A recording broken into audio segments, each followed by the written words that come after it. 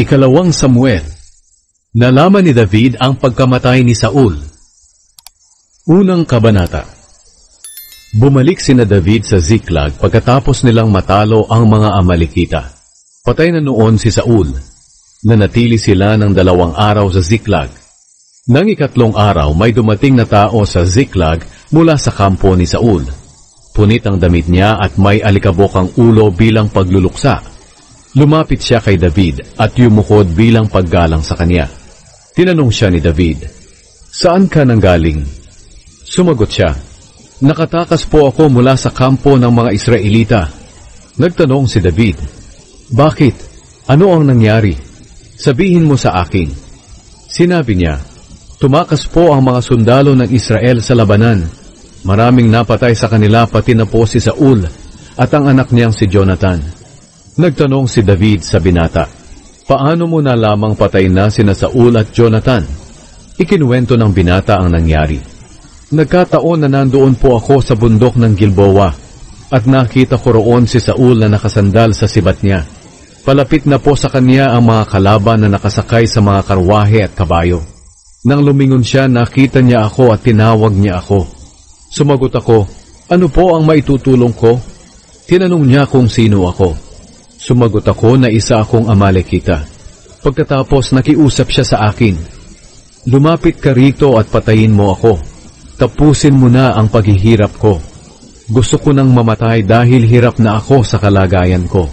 Kaya nilapitan ko siya at pinatay dahil alam kong hindi na rin siya mabubuhay sa grabing sugat na natamo niya. Pagkatapos kinuha ko po ang korona sa ulo niya at pulseras sa kamay niya at dinala ko po rito sa inyo." Nang marinig ito ni David at ng mga tauhan niya, pinunit nila ang kanilang mga damit bilang pagluluksa. Umiyak at nag-ayuno sila hanggang gabi para kay Saul at sa anak nitong si Jonathan at para sa mga mamamayan ng Panginoon, ang bayan ng Israel, dahil marami ang namatay sa digmaan.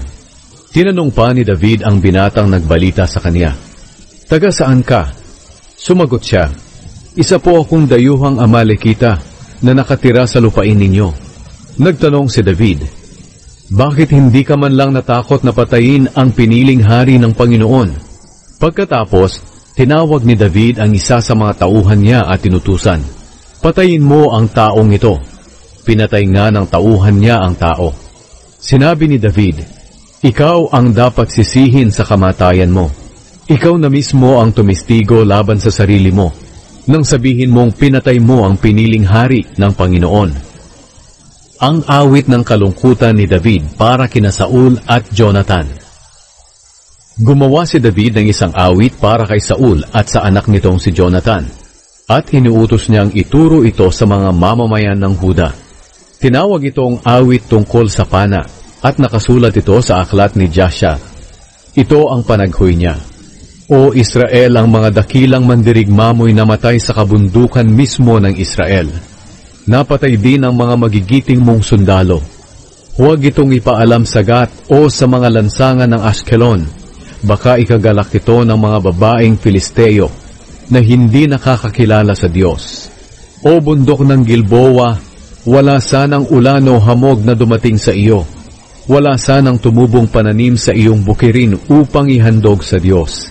Sapagkat diyan nadungisan ng mga kaaway ang pananggalang ng magiting na si Haring Saul, at wala nang magpapahid dito ng langis upang ito'y linisin at pakintabin. Sa pamamagitan ng espada ni Saul at pana ni Jonathan, maraming magigiting na kalaban ang kanilang napatay. Minahal at kinagiliwan ng mga Israelita sina Saul at Jonathan. Magkasama sila sa buhay at kamatayan. Sa digmaan, mas mabilis pa sila sa agila at mas malakas pa sa leon. Mga babae ng Israel, magdalamhati kayo para kay Saul, dahil sa kanya'y nakapagsuot kayo ng mga mamahaling damit at alahas na ginto. Ang magigiting na sundalo ng Israel ay napatay sa labanan. Pinatay din si Jonathan sa inyong kabundukan. Nagdadalamhati ako sa iyo, Jonathan, kapatid ko. Mahal na mahal kita. Ang pagmamahal mo sa akin ay mas higit pa sa pagmamahal ng mga babae. Nangabuwal ang magigiting na sundalo ng Israel. Ang kanilang mga sandatay nangawala.